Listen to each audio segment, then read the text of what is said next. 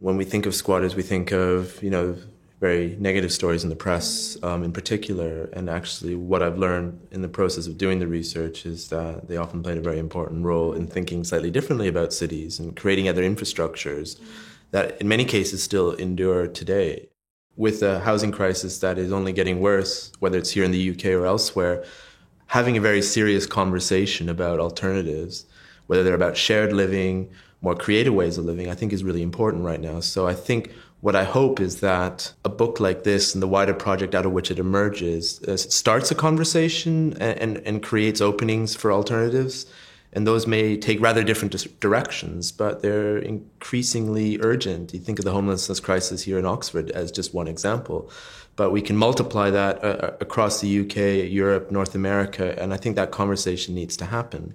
For many years, I've taken students on field trips to Berlin, and one of the things we do on those field trips is explore the idea of an alternative Berlin, and the history of squatting is a very important part of that story. And so we take them to a number of sites that are part of that history and the history of squatting in the city. And I think their expectation versus reality, there is a kind of moment where they realize the spaces are profoundly different in many cases from what they expected. And so there's one a former squat in West Berlin, Regenbogenfabrik, the Rainbow Factory, where we walk in and we're often greeted by people who live there who actually do a talk that I translate from German into English.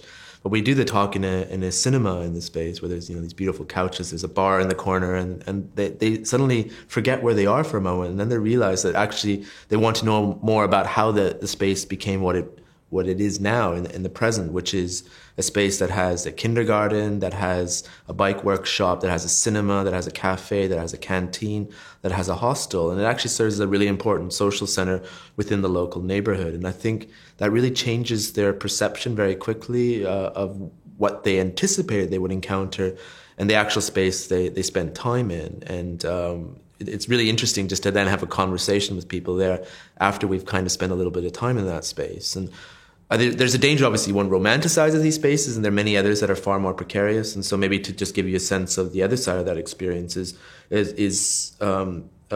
squats or squatted spaces that I recently spent a little bit of time in Italy, where the majority of people living there were migrants that had made the very dangerous journey often across the Mediterranean.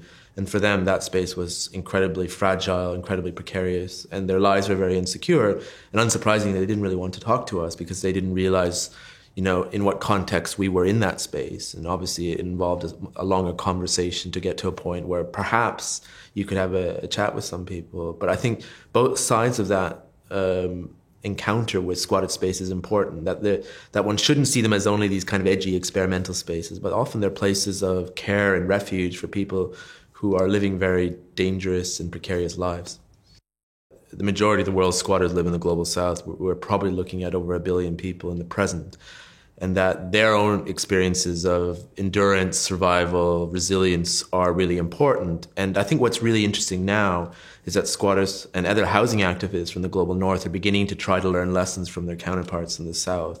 And so the circulation of knowledge and information is going in both directions, which is really interesting. And so I think from the point of view of someone who studies cities, trying to find a way to have that conversation across those spaces is really important, whether it's Mumbai, Jakarta, Nairobi, whether it's Berlin, Amsterdam, or for that matter, London. And so I think there's something really interesting to reflect on there. And that's kind of another direction where I think the conversation's going.